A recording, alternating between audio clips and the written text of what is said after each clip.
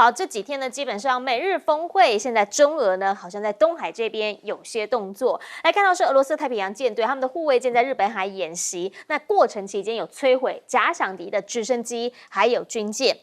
日本这边当然严阵以待啦，而且呢，他们也公布了解放军其实也来了，说东部战区呢有2艘的海军还有电子侦察船，也有经过他们的宫古海峡进到了东海里面。那目前呢，你可以看到美国跟日本他们现在也把战俘呢送过去日本这边，日本这里也成立了什么？他们成立了第7反舰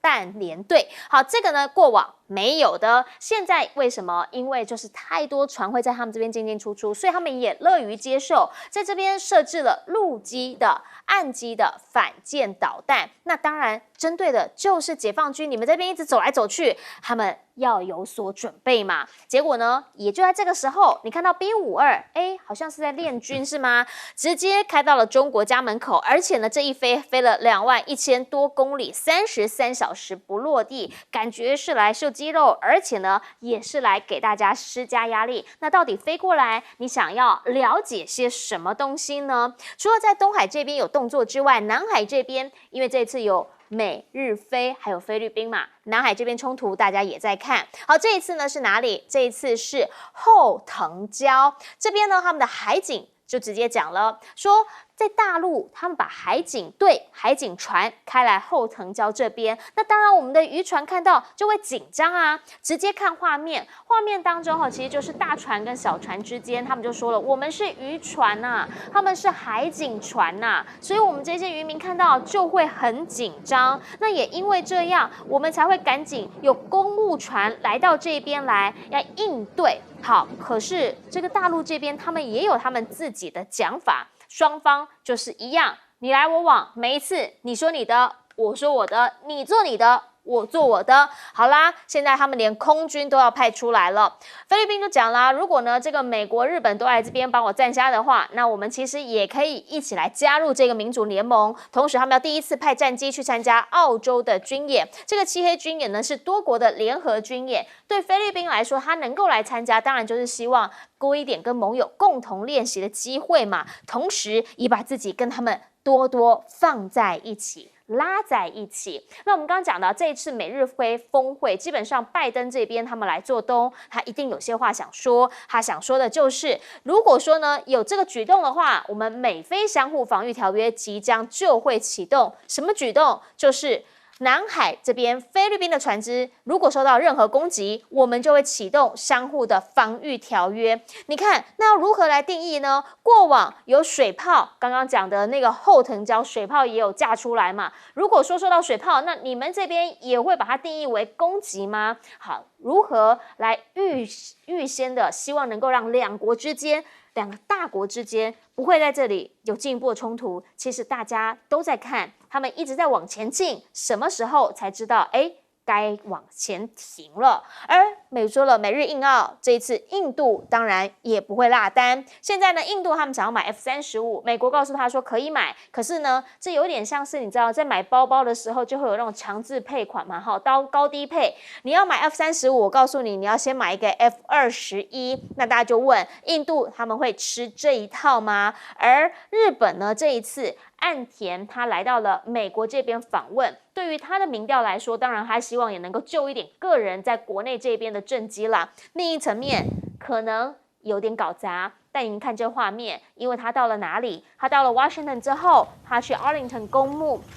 做这个相关的祭祀献花圈等等的工作。那在这个 Arlington 这边呢，基本上这个公墓里面的美军很多是2战期间阵亡的军人，所以呢，这样子一个举动，2战期间美日基本上两边是彼此的敌战国啊。对于日本的国内很多国民以及很多的网友无法接受，像有人就说了，安藤文雄这样子去美国就跟他表忠心，那你怎么没有勇气？拜登来的时候，你叫他去拜靖国神社啊，对不对？大家互相嘛，大家对等啊，你来我往，有来有往，这样才能够说我们是站在一起的盟友。回过头，我们也想要请教一下赖老师，您怎么样来看？好，原因是因为在东海这一边，美日峰会期间呢，其实中俄这里纷纷有动作。美日的峰会有联合声明啊，说他们要把这个美日的安保条约拉到最高级，然后指挥官的权力更大，然后官阶更高一点，从3星上将提升到4星上将，再把它拉高，然后还一直在强调说这个安保是基于钓鱼岛在内。可是你看，在宣布的当天到今天为止，大陆的海警船就在钓鱼岛的12海里内。美国也不敢做什么呢？宣布完了以后，什么都不敢做。今天已经12号了，他是4月10号宣布的，10号、11、12了，海警船就在，而且中国的军舰就在公国海峡穿梭。日本什么都不敢做，美国也什么都不敢做，所以其实美日的这个联合声明已经第一时间就被中国大陆打脸了，也就是你什么都不敢做嘛。同样的道理，美日飞在南海的声明也一样被打脸，为什么？4月7号，美国又拉了澳大利亚、日本还有菲律宾搞了5艘船，这5艘船坦白说都有点旧啊。然后在沿着菲律宾的巴拉望岛旁边举行联合的军事演习。中国大陆就宣布南部战区同一天连续2天，然后举行这个海空的实弹演练，然后进行战备巡逻。结果美国1天草草就结束了，而中国大陆战备巡逻了2天，美国什么也不敢做。那人家就问菲律宾说：“你要不要启动美日安保？”是，美菲安保。美菲安保。他说：“没有啊，我们没有要启动了。”那问题就来了，这个就是美国又被打脸。那当美国以为演了这么一场戏的时候，其实一直是不停的被打脸。其实美国现在在面对的是考验，为什么？因为东南亚的国家还有全世界各国都在看你们政治秀摆拍摆得这么大，但是呢，今天在南海这个部分，中国一寸都不让的情形下，你美国敢跟中国大陆较量吗？看起来你不敢，那你不敢还装的你要敢，那不是很丢脸吗？因为大陆就在那边该赶就赶，该驱逐就驱逐。你美国来的话，我就搞实弹演习，一旦搞实弹演习，你航母就跑得远远的。那你要不你的航母就在实弹演习内，你看看中国大陆敢不敢打嘛？美国又不敢，又溜得远远的，这个就变成一直在丢脸。那这篇报道就让我不理解了，什么封锁中国大陆不能穿过第一岛链，第一岛链早就不存在了。这个媒体到底是什么媒体啊？第一岛链早就不存在了，因为美国很清楚，所以美国已经把战略武器从日本已经迁走了，往后迁了。原因在哪里？因为他知道第一岛链早就不存在，他现在只能退到第2岛链。这个道理很明白，然后到今天还看不懂，我就不太理解这些人是在想什么。B-52战略轰炸机这是老飞机，对，而这一次的测试是极限的测试。极限测试谁呢？测试飞行员，连续飞33小时还能不能作战？成功了。第二个，测试这款老飞机连续这样飞了以后，还性能如何？还是可以用，成功了。这代表这样的一款战机跟飞行员，他们经过这样的一种极限的测试飞行。各位观众朋友，轰炸机要飞30几个小时，那也是体力上、精神上也是非常的这种挑战的啊。那成功了，因为它要经过空中的加油。好，重点在于会不会被发现？如果不会被发现，它的突防能力强的话，那它本身会产生重大的战略的威慑作用。可是如果有被发现，这个战机效果就没有那么好了，是因为这种飞机飞得很慢，只要被发现就会被打下来。好，我们请教一下杨老师怎么样来看？我们看到最近美国一连串的在第一岛链做双边、3边或者是小多边的这样子的一个串联。这个小多边呢，英文就叫做 mini lateralism， 不是多边，是小多边。你看美日高峰会、美日菲高峰会、美日韩高峰会，5月26号。那之前让日本加入到美英澳军事联盟的第2支柱，就不帮忙做潜舰，但是呢，共同做国防科技的研发、军事的运用。所以美国很清楚，在第一岛链其实做了一个地缘战略威慑中国的一个布局。那为什么这么做？那当然，因为自己本身在这个区域的军事跟中国大陆解放军比较起来渐趋劣势，所以他要他的这个盟国加这个预算，然后呢做这样子相关的这种共同的演练以及制度上的安排。这很清楚的是一种就是针对性的，那当然就是针对整个从第一岛链的东海、台海到南海。可是各位，这是美国的设计，可是美国真的敢去打吗？双方都是核武国，而且过去的历史就是，当两个霸权在竞争的时候，最后还是一场军事战争决定一切。当一场真的军事战争，不管是在南海、台海，美中之间交战，这种不是生死之战，因为他们都是核子武器。但是会是个胜负之争。当这个胜负之争出现的时候，如果是解放军中国大陆这边，那世代的这种霸权交替就完成了。就像是西班牙输了无敌舰队，拿破仑打败了这个滑铁卢，英国在第一次大战打输，美国呢？美国在伊拉克跟阿富汗的撤军就已经在中东地区失去它的军事影响力了。所以呢，美国不会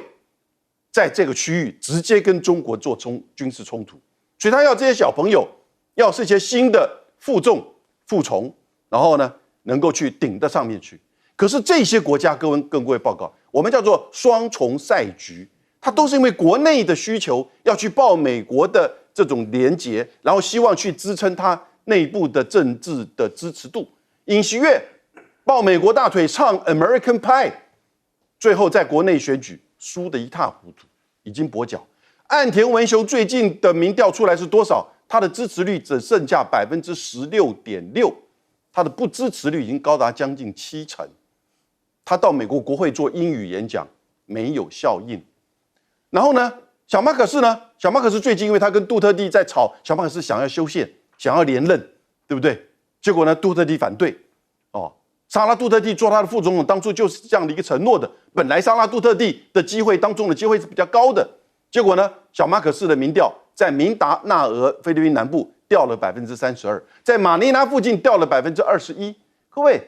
我跟各位这个分析就是说，这些小国也都知道，美国自己不愿意要大家往前冲，这个时候呢，美国就要说，自愿性联盟。他是很自愿，但是只是自愿说希望引美国进来支撑我在国内的这种影响力，因为到目前为止，这些国家内部，韩国、日本、菲律宾还是对美国是比较倾向民意的，但是呢，他们也都知道这个往前冲不能冲得太离谱，所以小马可仕这也是讲啊，再怎么样的南海的冲突也不需要去引发美菲的军事联盟。但是拜登，你看，就是说，任何的船只的攻击会引发这个防御条约，这就是什么，在碰风。我跟各位的解释大概是这样子。是，要请教一下东哥怎么看？台湾有个邦交国叫瓜地马拉，从4月1号开始森林大火，他跟国际求救好像没什么人理他，包括台湾平常什么态度讲说我们中美洲坚强的联邦的盟邦怎么样？我觉得很悲哀为什么？因为台湾现在是要抱美国大腿嘛。那大家看拜登最近所有的动作，包括在南海，包括跟日本岸田文雄碰面，所有这些东西全部是选举的动作了。然后他千拜托万拜托，拜托习近平跟他通个电话，这也都拜托。他们通过6次电话，见过2次面，每一次都是拜登拜托习近平跟他见面，跟他通电话的。没有一次是中国大陆要求说我们跟你通个电话，没有的。那谁求于谁，其实是很清楚的。那最近的这些动作，其实你可以看到，他就是为了选举，因为现在情况显示了，大概川普的声势比他好一点大家可以看最近，其实在美国最引起重大注意的就是7个摇摆州，人家川普赢了6个，那你怎么办？你一看就是大江东去了嘛。我觉得拜登他现在在做一个奋力的挣扎，比如说，你看我可以搞定中国大陆，那周遭的这些国家又跟我们一起来对抗中国大陆，他现在在表现这样，然后要求在所有的战争之外还搞一个晶片晶片要求包括日本你要把台积电也弄过去，我们用晶片来围剿中国大陆除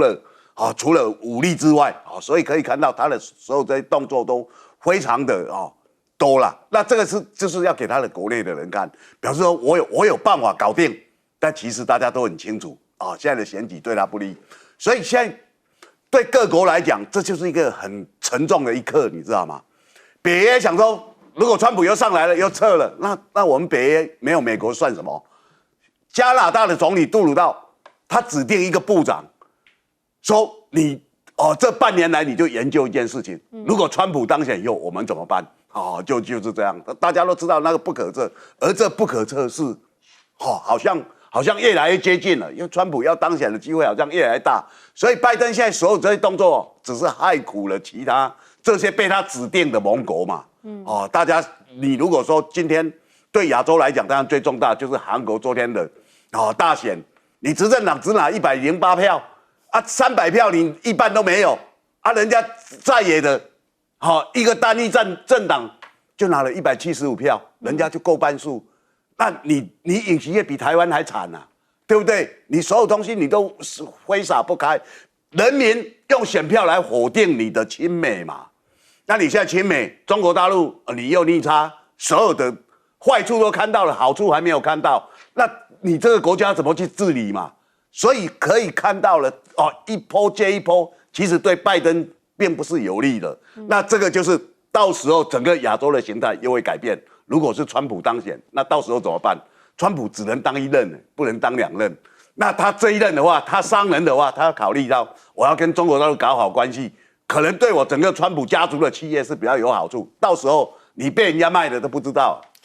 川普有没有可能卷土重来呢？他一直在讲啊，如果他有机会卷土重来的话，他一上任马上就要把这个战争给停了，就是俄乌战争。现在看到了，俄罗斯真的是毛起来打了，一夜之间狂轰82次，主要打的其实都是基础设施，包括了发电厂。基辅的发电厂说全毁了，超过20万人是无电可用的，而且呢，这一次除了火力之外，还有针对的是水力发电，通通依次让你的基础设施通通毁坏。那北约这边呢，也开始有所应对了，说战机紧急起飞，主要的原因就是因为俄罗斯大规模的飞弹袭击，让他们赶紧的希望说能够来帮忙，也要监测一下局势。眼见着瑞士6月说要办一个和平会议，但先前几次会议都没找俄罗斯，现在俄罗斯看起来，普京他再一次就任之后，气势不一样了。俄罗斯他们开始讲说，好啊，你们开会啊，我们没参加就毫无意义了。主要的原因还是因为现在大家一直在讲说，过往这一段时间，你常听到俄罗斯战败啊，俄罗斯的什么卡车啊，或是俄罗斯的车队等等都不见了，或者是乌克兰这边又打下了俄罗斯这边的无人机等等等。可是实际状况是什么？这一回这个人说话，可能我们必须要认真一点看待。他是美国的欧洲司令，他这样讲的。他说打了2年多就他的观察，俄罗斯的空军只损失了10%。这跟过往来说，好像印象不太一样。那如果是这样的话，它的陆军规模现在呢，比俄乌冲突时开始扩大了15%。是不是表示他们其实一直的在做准备，要再下一城？因为这些数字都让北约盟军最高指挥官说，俄罗斯恐怕会更强大，而且对西方会更愤怒。最后也许是人家10，我们只有1个人被 KO 掉，那这可不可以呢？所以呢，在北约这边，盟国他们开始在讨论，主要要检讨的就先检讨，你美国那个星链怎么会被人家给拿去了？主要呢就是一开始在打的时候，我们都说乌克兰用了星链系统，所以呢势如破竹。现在传出俄罗斯也用星链，他们后来证实啦，说确实好像是有透过其他的关系，包括了黑市等等，买到了相关设备。他们目前呢也在思考如何设法阻止它，而其实不是只有星链而已啊，现在其实还有很多不同的系统包括了讲到了太空竞赛这一段，中方这边呢有北斗卫星，现在这个北斗卫星说有可能会影响到美国 GPS 的主导地位，因为目前在卫星上面呢，它的数量其实已经监控站比所谓的 GPS 多了有10倍之多，卫星呢则是多了大概有1倍，而且很多是发展中国家，其实中方的北斗有在这边发射卫星，然后呢，美国的 GPS 在这边反而没有发射卫星，所以这一位俄国斯的航天集团总经理就直接讲了，就他认为啦，精确度来说，北斗已经超越 GPS 了。而至于 NASA 的科学家呢，现在也很实际啦，因为人家就是有带月球这边的样品回来嘛。因为呢，嫦娥5号月球样品其实拿回来了有几公斤，那他们现在说呢，这可以让大家一起来申请做研究、做科研。NASA 的科学家也希望能够研究，所以他们也去申请了。月底的时候就要接受中方评审。可是不对啊，过往你们不是说美中之间在这边不能合作吗？还必须要有所取舍吗？那如果真的中方要让你们来做研究的话，那你们又要怎么样自圆其说了呢？太空竞赛关键10年，一直以来我们听到不管是 NASA 或者是五角大厦，他们很担心的都是决定性的10年会不会真的被大陆所超越，让对方变成了新一代的太空霸主。甚至先前我们也听到 NASA 他们是这样讲的，不能让他先去，因为他去了那个月球就会变成中国的月球。回过头我们就要请教一下赖老师，您怎么样来看？各方呢其实都在比，但是在战争的场上，这个就是真的比肌肉、比拳头了。俄罗斯现在狂轰乌克兰鸡舍。俄罗斯自从他的歌剧院就是音乐厅那么受到恐怖主义的攻击之后那他把箭头指向乌克兰，他自己也逮捕了好几个人，土耳其也逮捕了40几个人，因为有一些人是从土耳其进入俄罗斯，那他们本来要往乌克兰逃，俄罗斯要求乌克兰把逃往这个接应的在乌克兰的那些人交出来，乌克兰没有交，没有交的情形下的时候，俄罗斯就理所当然的认为那就是你乌克兰的情报机构或者是国家安全或者是纳粹主义的这些人所策划的这样的一个攻击，所以他采用的这种报复性的手段，他就似乎我用似乎有正当性了。而他这个报复性的手段其实是要削弱整个乌克兰的总体国力，所以他是完全猫的对准这些基础设施打。例如说你的整个电力没了，或者是你的油库被重大的伤害，那你的经济的生产，你的国防工业的生产，那就受到很严重的创伤。然后前一段时间绍伊古又特别带着记者去看他们这种巨大的这种炸弹，这种炸弹很可怕，因为它可以把整个发电站甚至一些水坝都炸掉的这种炸弹，这个威力是很强大的。其实它就是有一种展示的意思。换言之，也就是说，目前整个战局，尤其是夏季来临，土地干了以后，这些更适合坦克装甲的运动的情形下，目前观察就是乌克兰的防线快要被破了，所以泽连斯基是非常的焦虑，很紧张。其实已经有点歇斯底里，有点凄厉的喊说救我们救我们只是他不能够讲这2个字，他只是说我们真的快守不住了，那我们可能会输，而且会输得很惨。那你们欧洲你们也安全将不保，那乌克兰败了你们也就没了，这样的一种连结性。可是很遗憾的地方是我们看到的就是美国还是很安静，因为他们卡在国会里面。那现在拜登政府连吭都不吭一声了，那他的焦点又回到了以色列跟这个中东跟伊朗的身上了。那很明显的，泽连斯基又被冷落了。欧洲看了美国的冷落，欧洲也冷落了这个泽连斯基，所以只剩下北约的那些没办法起作用的小国，像立陶宛等这些爱沙尼亚拉脱维亚这种小国，他们那个道义性的教育较深，但是他们改变不了整个战略的决定权。所以现在总算这个北约欧洲的司令，他美国的司令愿意说真话了。之前从俄乌冲突开始，那他们就开始推动认知作战。这个推动认知作战的时候，就勾结了欧美的西方的媒体，那么一直在释放假新闻。释放假新闻，他们完全是配合整套的认知作战在演，那就是一直把俄国说的多烂多烂多烂，打得多差多差多差。结果2年过以后，大家看到的是完全相反，很多人被骗，绝大部分人被骗，包括在台湾的很多年轻人都被骗。所以西方的那些年轻人都不再相信他们的媒体，其实那些媒体自己伤害自己。那现在的情况，真实的情况是如此的残酷。乌克兰如果再没有得到援助，绝对会垮。好，我们先进广告，等等回来继续请专家点评。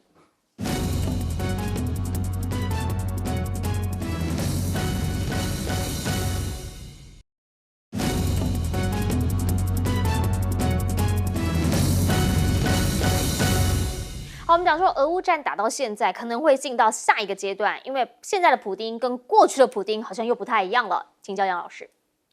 我觉得现在终于北约的最高司令讲了大实话，大白话。俄乌战争2年了，俄国的空军的战损只有10%，这个其实是让整个乌克兰、北约都相当挫折的讯息，这个真实的情况呈现出来。那同时呢，你看到它还是一个村落一个村落的不断的在前进，然后呢，也针对乌克兰的基础建设、能源设施在做无人机的这个攻击。那新的15万的就是这个征兵也开始在推动。所以现在的情况是什么？在俄乌实际上的战场，其实大家都知道，马斯克讲得很清楚，只有笨蛋才不了解，这是他讲的。那同时，美国这边要给600亿，这个600亿我们已经不知道讲了600年了，不可能的，因为川普这边就讲了嘛，如果他当选，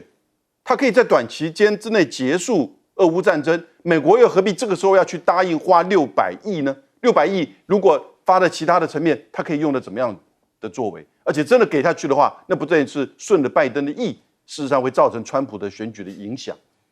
所以这600亿也没了。大家也慢慢都知道美国所画的这个大饼。你现在回去想2年多前，其实俄罗斯还公开的写信给美国、给北约，要求你就答应不要让乌克兰加入北约，他就不会打。我记得那一幕，拖了大概3个礼拜，美国跟北约问这个书面的回复，我们无法答应。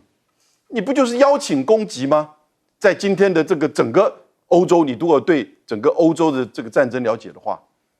所以你在怪谁呢？美国画了一个大饼，告诉大家说，俄罗斯的经济已经垮掉，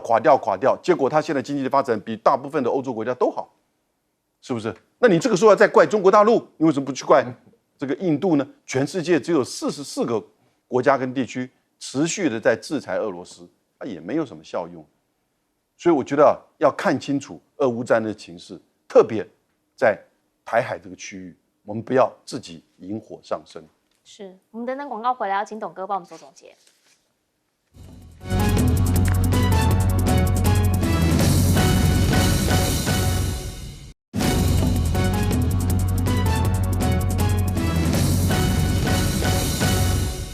节目最后要请董哥帮我们总结。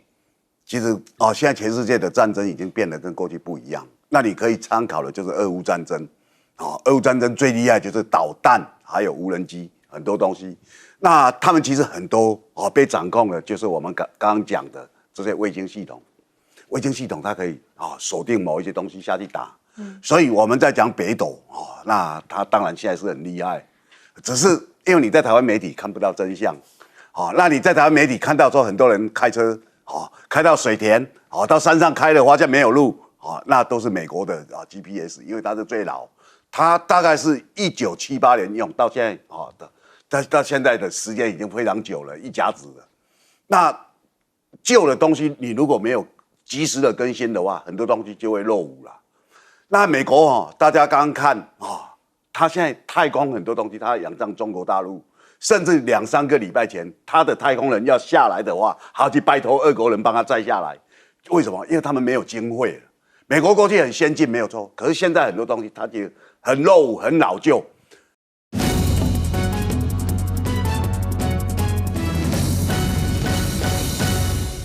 大家晚安，我是陈燕莹，欢迎来到新闻大白话。接下来这1小时国内外大小事，要您听得懂的话说给您听。现在介绍这1小时来宾，首先介绍是资深媒体人董志森，大家好，以及国际政治专家赖岳谦老师。主持人好，观众朋友大家好，还有文化大学讲座教授杨永明老师。叶英好，大家好。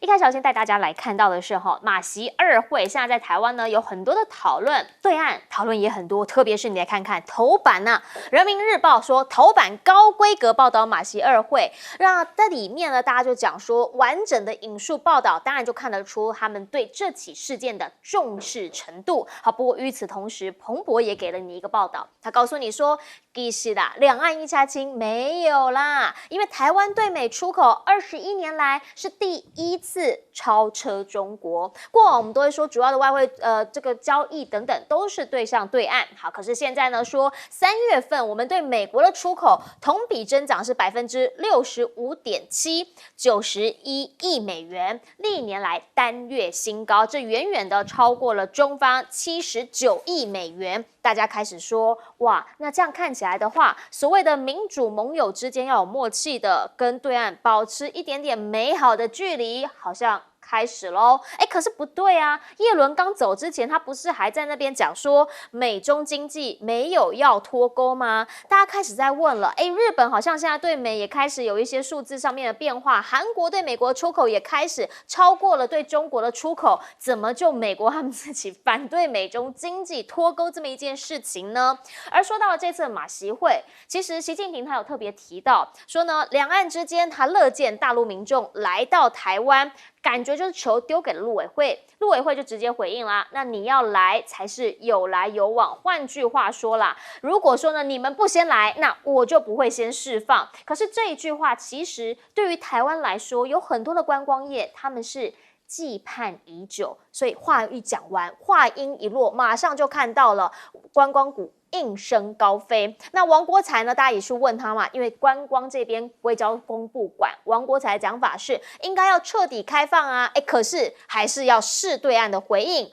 而定。那旅游业就跟你讲啊，其实是怎么样，就是人家球已经丢回到你这边了嘛，那你要有层级够高的人出来接啊，表示我们欢迎他来，好，或者是我们解除禁团令，那才会对这个信号你是认真的回应，对我们才是好事嘛。那观光业、旅游业这样的期待，真的能够得到回应吗？520之前太多事情必须要做了，有几件事情现在他们也说赶紧吧，谈一谈吧。金门，我们今天有金门代表董哥，金门这边大家就讲了，那个调客士官现在还在大陆，那即将就要满1个月了，是不是赶紧让他回来了？陆委会的喊话是说，这是很单纯的事件，他真的是去钓鱼的，是不是不要再拖了？另一个是什么？另一个是所谓的陆船事件。好，先前不在金门这边谈一谈吗？结果呢，有的人都回去了，因为他觉得你没诚意嘛。现在说520前有可能会复谈，那这个复谈你能不能让人家看到你的诚意？这当然双方的沟通管道就很重要了。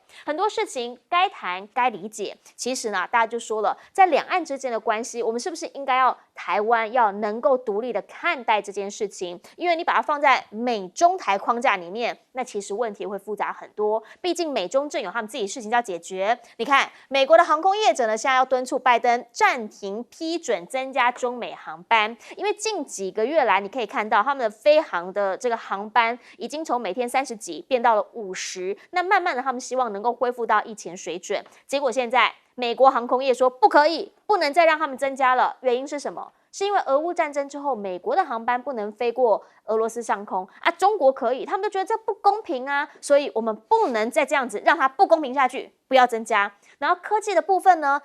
他们发现了有4家中国企业偷偷的向解放军提供 AI 晶片，所以呢，美国制裁它。那当然人家就会回应你啦，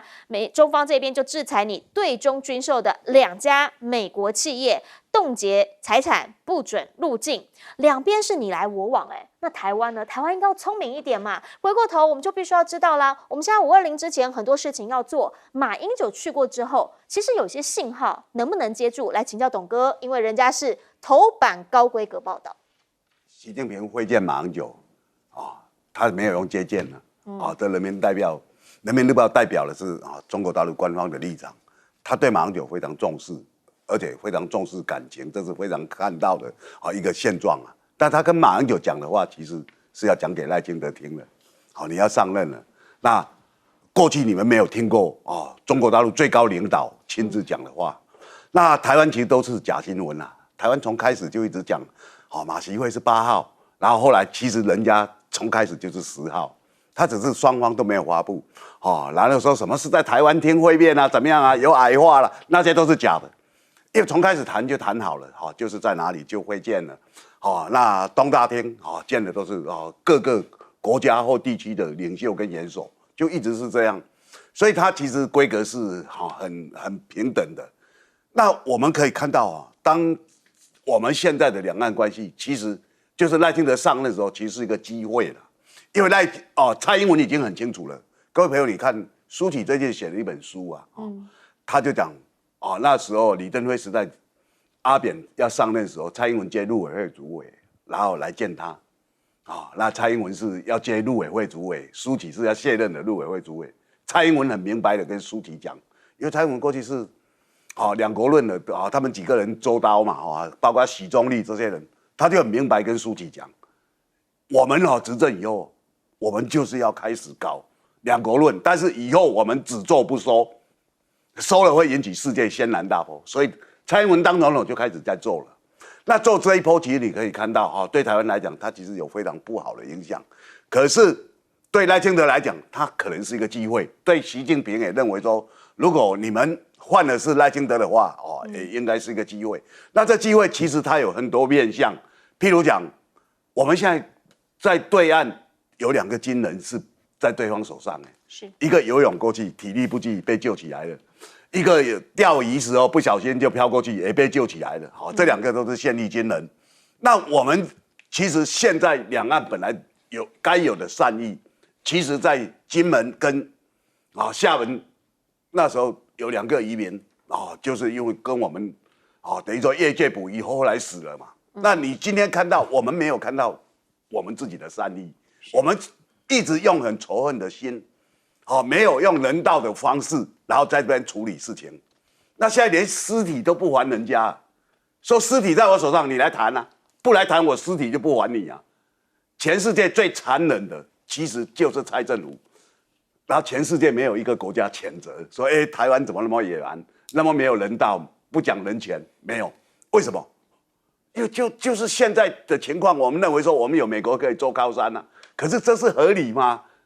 对不对？那你现在有2个军人在人家手上，你有2个尸体在自己手上，你觉得你的尸体是最好的筹码吗？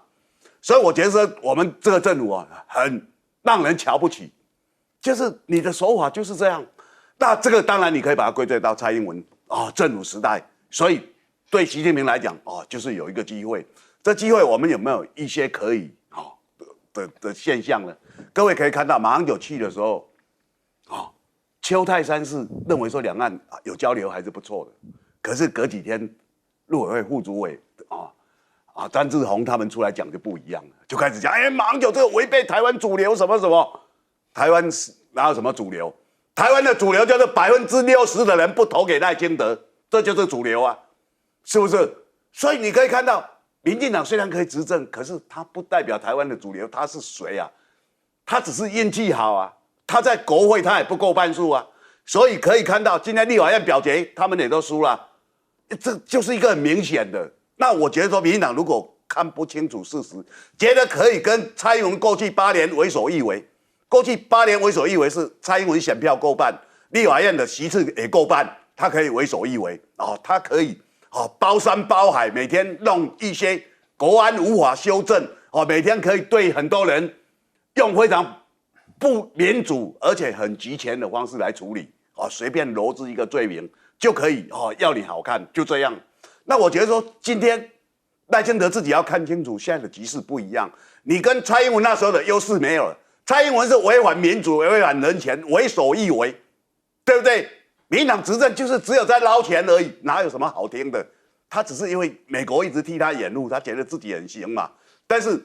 你用常识都知道，那些根本都是违反人权、违反民主，都非常清楚，大家将心比心。那我觉得说，其实这就是一个机会了，520就是一个机会。那这个机会最重要的就是从两岸开始。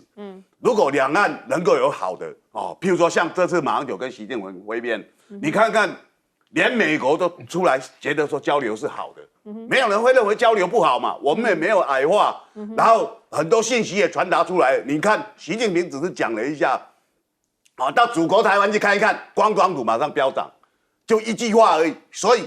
有些情况你就可以看到台湾的民心希望怎么样。去年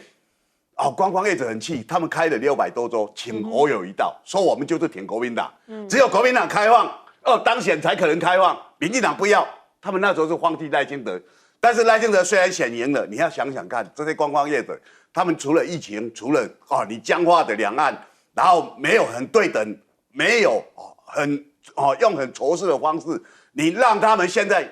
进入了困境啊。所以我觉得赖清德要珍惜这一次的520的机会。是，请教一下赖老师怎么看？马英九这次到大陆的访问确实是成功的啊，是因为美国的国务院在第一时间也已经通过他的御用的媒体，叫做美国之音，已经表达他明确的一个态度，就是乐见两岸之间有交流有对话。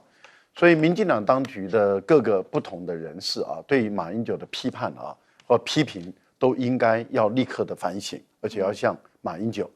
以及要向美国道歉。为什么我会特别说要向美国道歉，或者是要向赖清德道歉？为什么呢？因为赖清德他的理论是美国人讲话都不可以怀疑，就是如果你是怀疑的话，你就是有问题的人。所以美国人的讲话都不能怀疑的情形下，现在美国的国务院已经讲话了，就是乐见马英九跟大陆之间有这么一个对话。那所以批评的人他都违反了赖清德的指示，那应该要向赖清德道歉，也应该要向马英九道歉。我想这是一个天经地义的事情，因为你怎么可以违反赖清德的指示呢？尤其是你是民进党的，我们可以啊，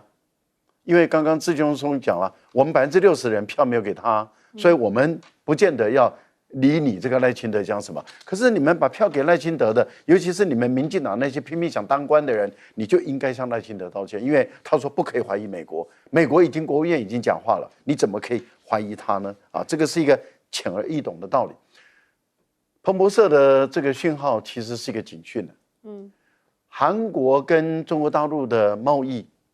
已经从顺差转变成为逆差，而且有200多亿，而且这个逆差似乎一直在扩大中。那主要的原因在哪里？就是因为韩国的政府完全顺从美国，所以三星等这些半导体的设备或者是它的半导体不能卖到中国大陆去。那因此韩国向中国大陆的输出减少了，而中国大陆向韩国的输出没有减少。所以这样的一个情形下，我们看到韩国出现了贸易逆差的情况。台湾其实我们的半导体也很多是不能卖到大陆去了。那半导体的含金量是这么的高，价格这么的高，那因此你减少，而你转到美国去，你转到美国去有没有可能转到美国，再从美国那个地方转进中国大陆，我们就不晓得了。或者从第三地再转到第三地，再从第三地转到大陆去，我们也不知道。但至少你一旦你卖到美国去的时候，那你迟早开始会出现你对美的贸易的顺差会扩大，而你跟大陆的贸易如果从顺差慢慢转变成为逆差，那台湾对于大陆的外汇存底就在减少。可是如果你扩大对美国的贸易的顺差的时候，你就要当心了，美国的301就来了。美国怎么可能容忍你赚他的钱？你只要继续赚他的钱，他301就来修理你。在这个时候，你大陆市场没有了，你美国你也开始要有压力了，被迫你把厂被迫搬到其他地方去，台湾就这样被掏空了。我觉得自己这些业者或者是台湾的经济当局自己要想清楚。好，那习近平已经释放出很明确的善意，欢迎这个大陆的朋友大陆的民众到台湾来，也欢迎台湾的民众到大陆去。那这个就是要促进两岸的交流跟观光事业。当然我们的观光事业还有旅游业服务业当然就起来了。可是问题是不到1天的行情，尾盘又杀下来。为什么？因为一看到民进党的反应，大家心又冷了。人家做球给你了还不接，然后还在那边，除非他们是打算什么呢？除非他们打算是把这个丢给这个赖清德就说哎呀，赖清德你释放出善意，好处你来拿。我不晓得了，那问民进党，你至少又伤了台湾观光业者的心。是，请教一下杨老师。我们现在看这个马习二会它的背景是什么？它的背景，第一个赖清德当选还没有就任，